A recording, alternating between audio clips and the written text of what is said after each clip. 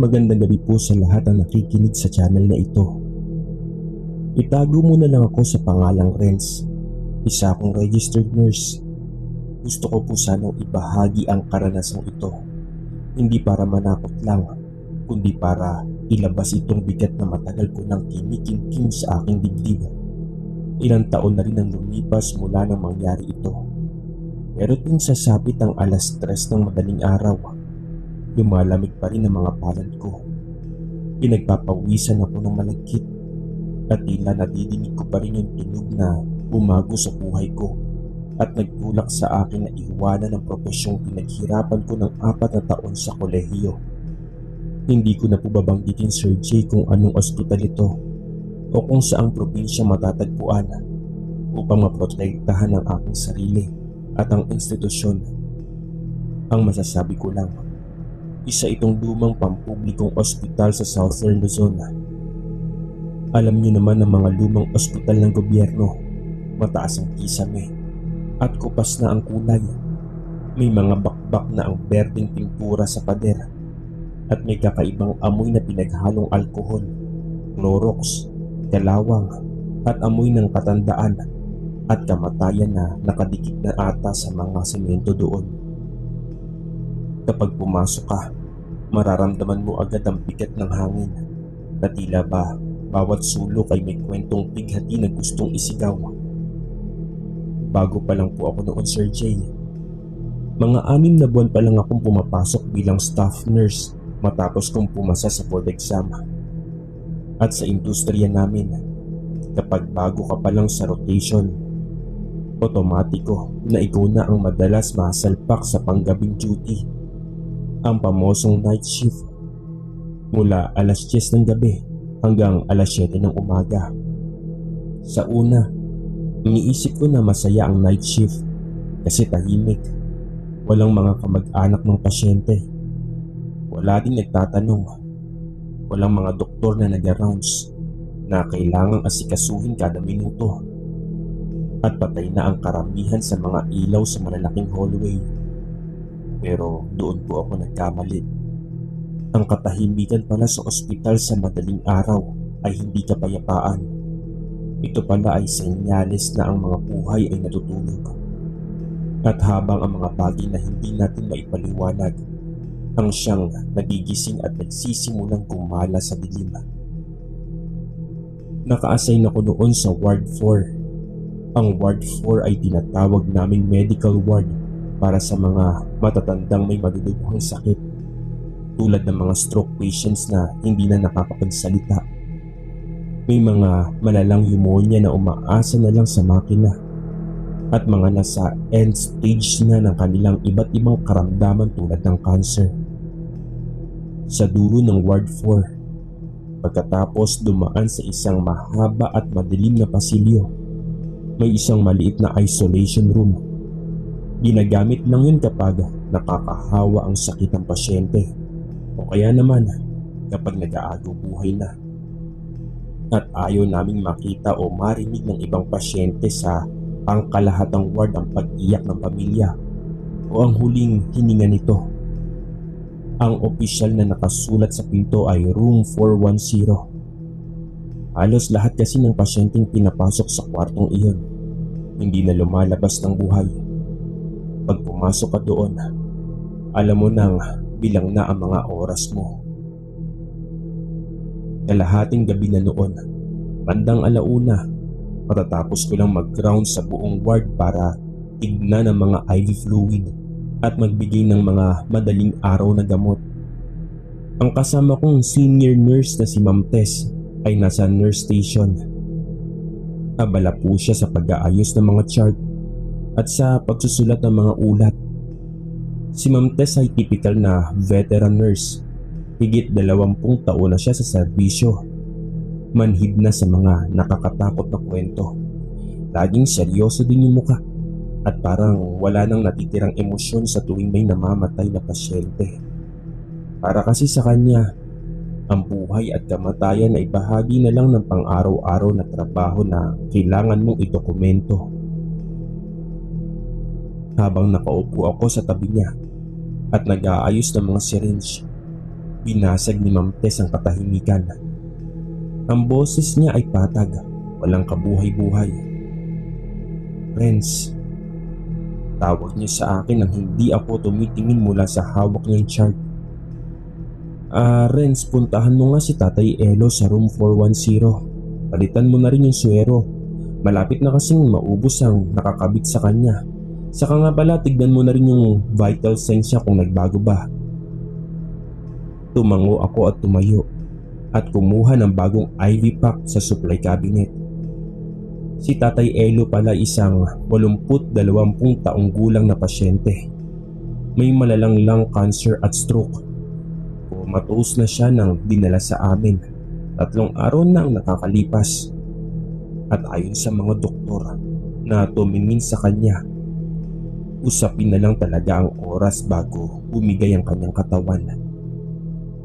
Naka-oxygen mask siya at nakakabit sa isang lumang cardiac monitor na hiram pa nga namin sa ICU dahil kulang ang kagamitan ng ward namin noon. Habang naglalakad ako sa mahabang hallway patungo sa room 410, pansin ko ang biglang pagbaba ng temperatura sa pasilyo. Ang mga ospital naman talaga ay malamig dahil sa central air conditioning, pero iba ang lamig na ito. Parang lamig na nanggagaling sa loob ng isang morgue o ng ref. Yung uri ng lamig na tila tumatago sa suot ng scrub suit. Dumidikit din sa balat mo at nagpapatayo ng balahibo sa buong batok mo. Ang maririnig mo lang sa buong ward sa oras na iyon yung mga ritimong tunog ng oxygen humidifier at ang mga paminsan-minsang malalalim na pag-ungol ng mga natutulog na pasyente sa kabilang bahagi ng ward. Tuwing gabi, ang mga tunog na ito ay tila nagiging isang nakakatakot na koro na nagpapaalala sa iyo kung gaano ka-fragile ang buhay ng tao. Binuksan ko ang pinto ng room 410. Ang tanging liwanag sa loob ay ang berdeng ilaw na nanggagaling sa screen ng cardiac monitor at ang kaunting sinag ng buwan na pumapasok mula sa lumang bintanang nakaharap sa isang malaking puno ng akasya sa labas. Ang monitor ay naglalabas ng banayad, regular at pamilyar na tunog. Nagpapakita na stable pa ang mahinang tibok na puso ni Tatay Elo. Nasa mga 72 beats per minute. Lumapit ako sa kama niya. Tinignan ko yung mukha ng matanda sa ilalim ng malamlam na berdeng liwanag. Payat na siya. Nakalubog na ang mga mata. Patuyot na ang balat na tila nakadikit na sa kanya mga buto. Sa ganoong sitwasyon, Sir Jay, kahit gaano ka katatag bilang nurse, makakaramdam ka talaga ng matinding awa. Isinabit ko ang bagong suwero sa IV stand at sinimulang i-adjust sa mga gulong ng regulator para makuha ang tamang tulo ng dextrose. At habang ginagawa ko yun, isang kakaibang pakiramdam ng biglang pumasok sa sistema ko. Naramdaman kong tila may nakatingin sa akin. Alam niyo ba yung pakiramdam na kapag may tao sa likod mo, kahit hindi mo sila nakikita gamit ang mga mata mo o nadidinig ang kanilang paghinga, nararamdaman ng balat mo ang presensya nila. Ganoon yung nararamdaman ko. Pakiramdam ko may nakatayo sa madilim na sulok ng kwarto, malapit doon sa bintana kung saan nakasampay ang ilang lumang kumot at unan. Dahan-dahan kong nilingon ang sulok na iyon at walang tao. Tanging ang anino lang ng mga sanga ng puno ng akasya sa labas na sumasayaw dahil sa hangin. Pero ang hangin sa sulok na iyon ay tila mas makapal, mas madilim at may amoy na parang nabubulok na bulaklak. Napailing tuloy ako. Sabi ko sa sarili ko, pagod lang ito dahil pang-apat na sunod-sunod na night shift ko na ito at kulang lang ako sa kape. Matapos kong ayusin ang suwero, pinindot ko ang boto ng digital BP apparatus para kumuha ng blood pressure niya. At habang nagpapadaloy ng hangin ng tela, at sumisikip sa braso ni Tatay Elo. Tumingin ako sa screen ng cardiac monitor para tignan ang pulso niya. Biglang, walang ano-ano, bumaba ang tibok ng puso niya. Mula 72, naging 50, tapos naging 40, tapos naging 30. Kinabahan ako ng matindi. Hinawakan ko na sana ang carotid pulse niya sa leeg upang kumpirmahin kung tama ang binabasa ng makina nang biglang magbago ang tunog ng monitor. Naging mabilis, magulo at tila nagpapanik at biglang isang mahaba, matinis at nakakarinding tunog ang umalingaw sa buong paligid. Straight line, nag-flatline na si Tatay Elo. Na-cardiac arrest siya. Otomatiko ang kilos ko bilang nurse na sinanay sa mga emergency. Agad kong pinindot ang emergency buzzer sa dingding sa itaas ng kama at sumigaw ako ng malakas patungo sa nakabukas na pinto. "Ma'am Tess, code blue, room 410, bilis." Bumalik ako sa kama. Mabilis na ibinaba ang gilid ng rails at agad na nagsimulang mag-CPR. Ipinatong ko ang mga palad ko sa gitna ng dibdib ni Tatay Elo at nagsimulang mag-compress ng may puwersa. 1, 2, 3, 4. Habang ginagawa ko yun, napansin ko ang isang bagay na nagpabiti ng hininga ko. Ang katawan niya ay sobrang lamig na. Hindi ito ang lamig ng isang taong kakapanaw lang. Ito yung lamig na isang bangkay na ilang oras nang nasa loob ng freezer. Sobrang lamig na parang kanina pa siyang nawala ng buhay. Kahit na isang minuto pa lang ang nakakalipas mula nang makita kong gumagalaw ng normal ang monitor. Pero ipinagpatuloy ko pa rin ang pagbomba sa dibdib niya, umaasang may milagrong mangyayari. Pumasok si Ma'am Tess sa kwarto. Hila-hila pa niya ang emergency card at kung saan nandoon ang mga gamot at mga gamit. Pero ang nakakapagtaka, hindi siya nagmamadali. Walang kahit anong kaba sa kanyang mga hakbang. Ang mukha niya ay walang bahid ng kulat o takot. Lumapit siya sa gilid ng kama. Tinignan ng monitor na patuloy sa mahabang beep. Tinignan ko ang mukha ni Tatay Elo at dahan-dahang hinawakan ang aking kamay upang patigilin ako sa pag-compress. "Friends, tama na," mahinahong sabi niya. Ang boses niya ay parang nagyayelong tubig. "Friends, tignan mo ang kanyang mga mata." Napatigil ako nang tignan ko ang mukha ng matanda. Ang mga pupil ni Tatay Elo ay dilated na. Buka na ang mga itim sa mata at hindi na tumutugo nang ilawan ko ang gamit ng aking penlight. Wala na siyang hininga. Wala na ding puso. Pumanaw na siya.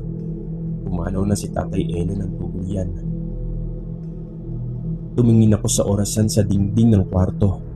Saktong 2:30 ng madaling araw. May striktong protocol kami sa ospital kapag may pumanaw na pasyente. Kailangang linisin ang katawan at tanggalin ang lahat ng mga tubo, IV lines at catheters. At syempre ipak ang mga personal na gamit at ihanda ang bangkay sa pamamagitan ng pagbalot dito bago tawagin ang punerarya o ang mga kamag-anak niya. Dahil bago ako at siya ang senior ko, ako ang naatasan na gumawa ng tinatawag naming post-mortem care. Si Ma'am Tess naman ay lumabas ng kwarto para asikasuhin ang mga opisyal na dokumento sa nurse station at tawagan ang pamilya ni Tatay Elo na ayon sa records ay nasa kabilang bayan pa at may 2 oras na biyahe bago makarating. Naiwan ako mag-isa sa room 410 kasama ang bangkay. Ang unang ginawa ko ay pinatay ko ang switch ng cardiac monitor para tumigil na ang nakakarinding mahabang tunog ng flatline. At nang mamatay ang monitor, biglang bumalik ang isang nakakabinging katahimikan sa loob ng kwarto. Ang tanging nadidinig ko na lang ay ang tunog ng sarili kong paghinga at ang kaluskos ng plastic habang tinatanggal ko ang mga adhesive tape at suwero sa braso ng matanda. Ang bawat kulos ay tila nag-e-echo sa apat na sulok ng silid. Inuna kong tanggalin ang oxygen mask na nakatakip sa kanyang ilong at bibig. Habang inaalis ko ang garter sa likod ng kanyang ulo at iniangat ang mask, may narinig akong mahinang tunog. Isang mahaba at gurgling na buntong hininga ang lumabas sa bibig ng patay.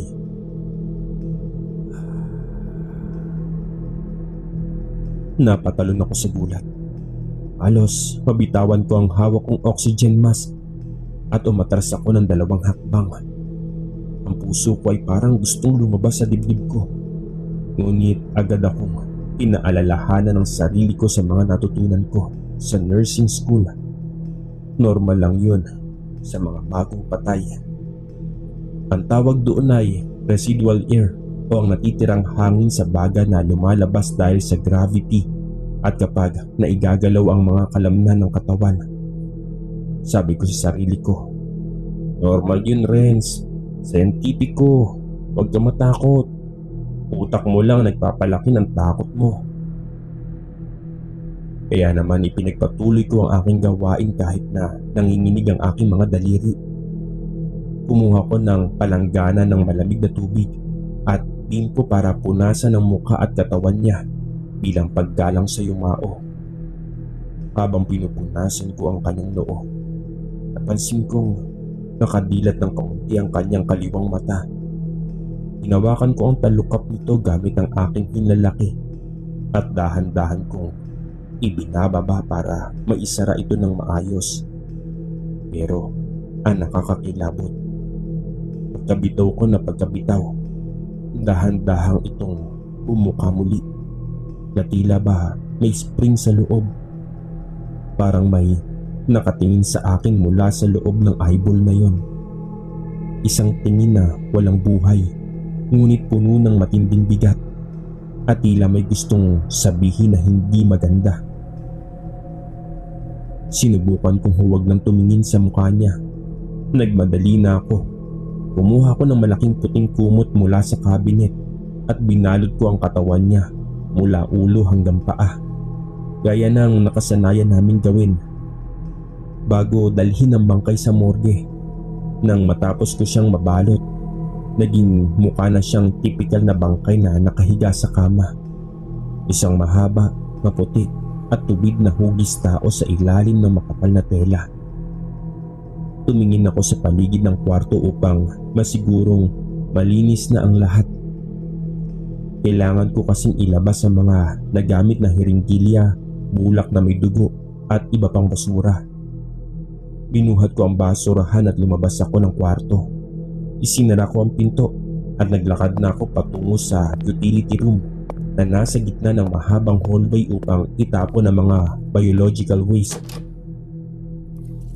Nang matapos kong itapon ang mga basura at maghugas ng maigi ng aking kamay gamit ng sabon at alcohol sa utility room, tumingin ako sa salamin na nasa itaas ng lababo. Putla ang aking mukha. Parang mas puti pa ako sa pader. Ang mga mata ko ay may maiitim na bilog sa ilalim dahil sa sunod-sunod na puyat at stress. Tinignan ko ang aking sarili at bumulong. 2 oras na lang, Renz. Mag-uumaga na. Makakauwi ka na rin sa boarding house mo at makakatulog na ng mahaba, sabi ko sa sarili ko. Naglakad ako pabalik sa nurse station upang i-report kay Ma'am Tess na tapos na ako sa post-mortem care.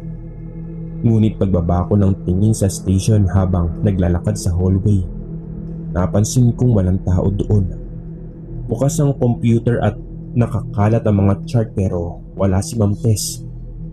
Naisip ko na baka bumaba muli siya sa record section o sa emergency room sa ground floor para iayos ang pirma sa death certificate o kumuha ng ibang form. Ibig sabihin, sa mga sandaling iyon, ako lang talaga ang nag-iisang buhay at gising na staff sa buong floor number 4. Maliban sa mga pasyenteng mahimbing na natutulog sa loob ng kanilang mga lambong sa pangkalahatang ward. At habang nakatayo ako sa tabi ng nurse station, pinapakiramdaman ko ang nakakabinging katahimikan ng gabi. biglang may narinig akong tunog. Isang pamilyar na tunog na nagpatigil sa mundo ko. Nanggaling ang tunog na yun sa dulo ng hallway, sa direksyon ng room 410. Nanigas ako sa aking kinatatayuan. Pakiramdam ko, may isang napakalamig na kamay na biglang humawak sa aking puso at pinatigil ang daloy ng dugo ko. Sabi ko sa sarili ko, imposible. Sigurado akong pinatay ko ang monitor. Malinaw ang memorya ko na pinindot ko ang switch nito sa likod at nakita kong nag-blackout ang screen bago ko iniwan ang kwarto at binalot ang patay. Lalong lumakas ang tibok ng puso ko. Halos narinig ko ito sa aking mga tenga. Ang tunog mula sa dulo ng pasilyo ay hindi guni-guni. Regular ito, malinaw at may lakas. At alam na alam ko ang tunog na yun. Yun yung tunog ng cardiac monitor kapag may nakitang aktibidad o tibok ng puso ng mga sensor na nakakabit sa dibdib ng pasyente. Ang bawat tunog ay parang isang mabigat na suntok sa aking dibdib. Dapat ba akong pumunta? Dapat ko bang tignan kung ano nangyayari? Bilang isang nurse, ang unang instinto na itinatanim sa utak mo sa mahabang taon ay ang pagsasanay na takbuhin ang pasyente kapag tumunog ang monitor dahil buhay ang nakataya doon. Pero paano mo tatakbuhin ang isang pasyente na alam mong binalot mo na ng puting kumot? Idineklarang patay ng 2 nurse at wala ng buhay. Kalahating oras na ang nakakalipas. Dahan-dahan akong naglakad pabalik sa hallway patungo sa silid na yon. Ang bawat hakbang ko ay parang may mga nakatali na semento. Tila ba ayaw sumunod ng aking mga paa sa utos ng aking utak na lumapit doon. Ang hallway ay mukhang mas mahaba at mas madilim kaysa normal. Ang liwanag mula sa mga fluorescent lamps sa kisame ay tila sumasayaw, kumukurap-kurap at nagpapakita ng mga kakaibang mahabang anino sa pader na tila ba sumusunod sa aking paglalakad. Habang papalapit ako sa pintuan ng 410, napansin kong mabilis ang ritmo ng tunog. Ang heart rate na pinabasa ng monitor base sa bilis ng tunog nito ay nasa bandang 100 hanggang 120 beats per minute. Pabilis ng pabilis. Parang isang tao na may matinding takot o kaya galit na galit. Nakarating ako sa tapat ng pinto. Ang lumang kahoy na pinto ay may maliit na hugis parihabang salamin sa itaas na bahagi. Sapat na para makita mo ang kabuuan sa loob ng silid na hindi mo kailangang hawakan ng doorknob o buksan ang buong pinto. Itinaas ko ang aking kanang kamay na nanginginig ng husto na parang may sakit at dahan-dahan kong sinilip ang aking mga mata sa salamin. Ang kwarto sa loob ay madilim pa rin, maliban sa kulay berdeng liwanag ng monitor na patuloy sa pagkutitap at pagbabago ng mga numero sa screen. Tumingin ako sa kama kung saan nakahiga si Tatay Elo at doon parang gumaan ang aking ulo sa tindi ng takot. Ang puting kumot na nakabalot sa buong katawan ni Tatay Elo ay gumagalaw. Hindi ito dahil sa hangin mula sa bintana, dahil nakasara ito ng mahigpit. Ang bahagi ng kumot kung saan nandoon ang dibdib ng patay ay mabilis na umaangat at bumababa. Parang isang taong mabilis, malalim na humihinga pagkatapos tumakbo ng napakalayo, o parang isang taong hinahabol ang kanyang huling hininga. At ang mas nakakakilabot na nakita ng 2 mata ko, ang bahagi ng kumot kung saan nandoon ang kanyang mga kamay ay unti-unting umaangat mula sa kama. Parang sinusubukan ng kung ano man ang nasa ilalim ng makapal na kumot na abutin ang bahagi ng kanyang muka upang tanggalin o punitin ang pagkakatali ng tela na nakabalot sa kanya. Gusto kong sumigaw. Gusto kong tumakbo at humingi ng tulong. Pero wala kahit anong boses na lumalabas sa aking lalamunan.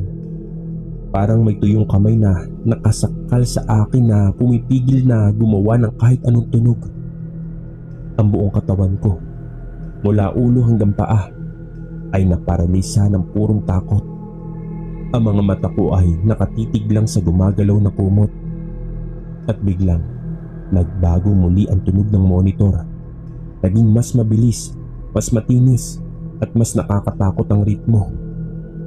At isa-isang iglap na hindi ko malilimutan habang ako ay nabubuhay. Nakita kong umupo ang bangkay. Umupo ito ng tuwid, 90 degree sa kama, habang nakabalot pa rin ng puting kumot. Ang buong katawan nito na parang isang estatwa ng kamatayan.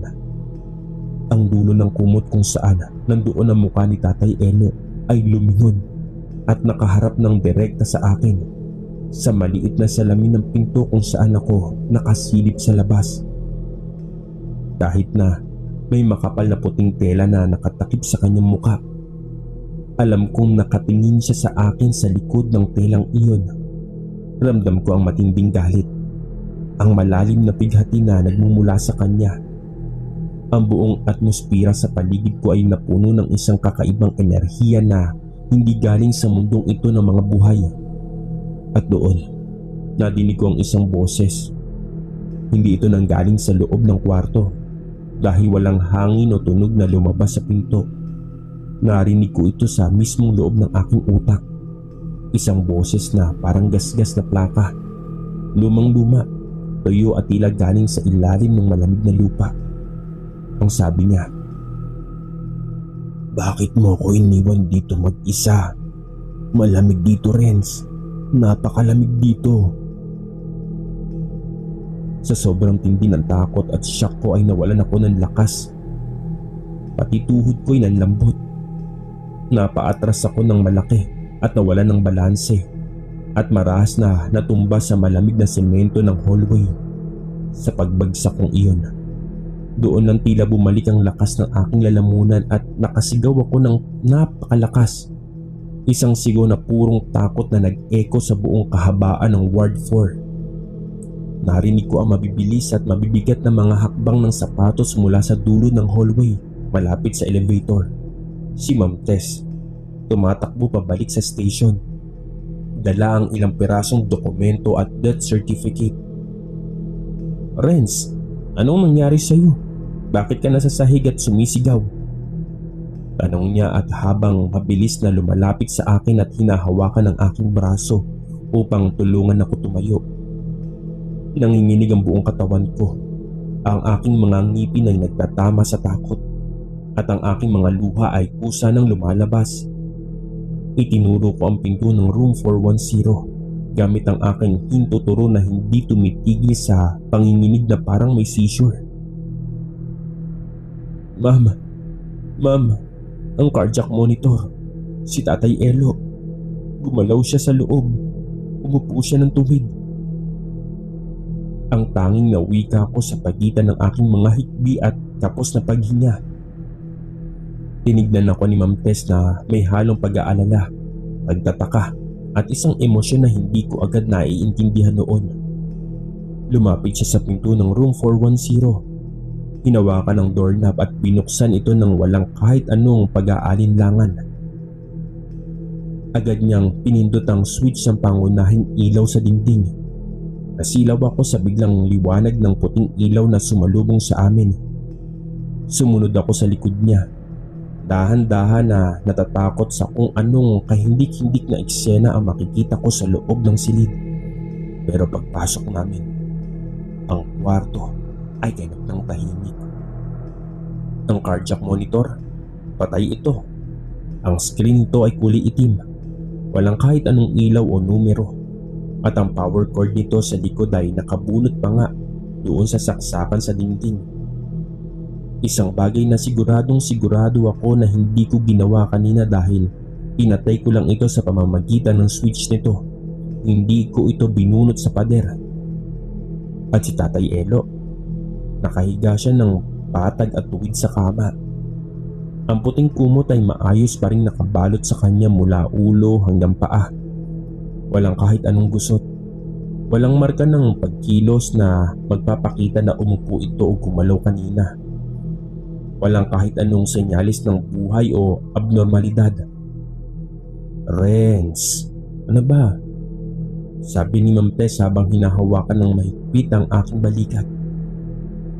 Mas lumambot ang boses niya ngayon kumpara kanina. Tila ba sinusubukan niyang kalmado ang isang bata. "Ren, sabi ko sa iyo, magpahinga ka muna sa nurse station. Uminom ka ng tubig. Normal lang yan sa unang ilang buwan ng pagtatrabaho sa night shift. Kulang ka lang sa tulog at pagod ang katawan mo. Ang utak natin gumagawa ng laro at guni-guni kapag masyado ng stress ang katawan natin." Hindi ako nakasagot sa kanya, Sir Jay. Alam kong kung ano ang nakita ng dalawang mata ko sa salamin. Alam ko ang nadinig ko sa loob ng aking utak na tumawag sa pangalan ko. Hindi yun simpleng guni-guni o panaginip ng isang pagod na nurse. Kitang-kita ko kung paano umangat ang tela at kung paano umupo ang bangkay. Natapos ang natitirang oras ng aking shift ng umagang yun na parang lumulutang ako sa hangin. Hindi ko maramdaman ang aking sariling katawan. Nang dumating ang kabilang shift para sa morning endorsement, hindi ko na tinapos ang buong pag-uusap. Agad kong kinuha ang aking bag sa locker. Hindi na ako nagpalit ng damit at mabilis na lumabas ako ng ospital. Pagdating ko sa aking boarding house, hindi ako natulog kahit na pagod ako. Natatakot akong ipikit ang aking mga mata dahil tuwing ginagawa ko yun, nakikita ko ang hugis ng taong nakabalot sa puting kumot na umuupo sa kama at nakaharap sa akin. Ilang araw matapos ang insidenteng yun, nagpasa ako ng aking opisyal na resignation letter sa admin. Nagtaka ang aming head nurse kung bakit ako aalis ng ganoon kaaga sa aking karera, lalo na maganda naman ang aking performance at kulang ang staff ng ospital. Ang sabi ko na lang, may emergency sa aming pamilya sa probinsya at kailangan kong bumalik doon para mag-asikaso. Pero ang totoong dahilan, alam ko sa sarili ko na hindi ko na kayang pumasok muli sa Ward 4 o sa kahit anong bahagi ng ospital na iyon kapag sumapit na ang dilim. At bago ako tuluyang umalis sa ospital para kunin ang aking mga natitirang gamit, nakasabay ko muli si Ma'am Tess sa locker room. Walang ibang tao doon kundi kaming dalawa lang.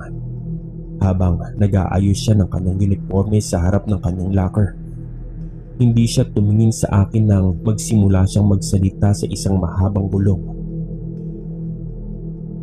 "Mabuti na rin na nag-resign ka ng maaga, Renz."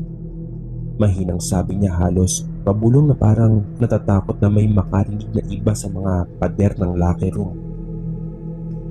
"Hindi mo kasalanan nang makita mo noong gabing yun. Renz, bago ka pa lang sa floor na ito kaya hindi mo alam ang kasaysayan ng kwartong iyon." Napatigil ako, Sir Jay, sa paglalagay ng aking mga libro sa bag. "Anong ibig mong sabihin, Ma'am Tess?" tanong ko sa kanya. Muling bumalik ang kaba sa aking dibdib. Haharap siya sa akin ng dahan-dahan. At sa unang pagkakataon, sa loob ng 6 na buwan ko doon, nakita ko ang totoong takot at pagod sa mga mata ng isang veteranong nurse na akala ko ay wala nang nararamdaman.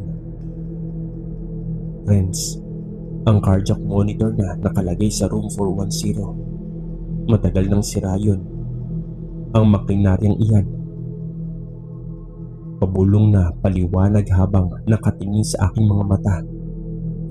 Ginamit lang yun ng management para may makita mga kamag-anak ng pasyente na may ginagawa tayong medical intervention at monitor sa kanila para sa hindi sila magreklamo.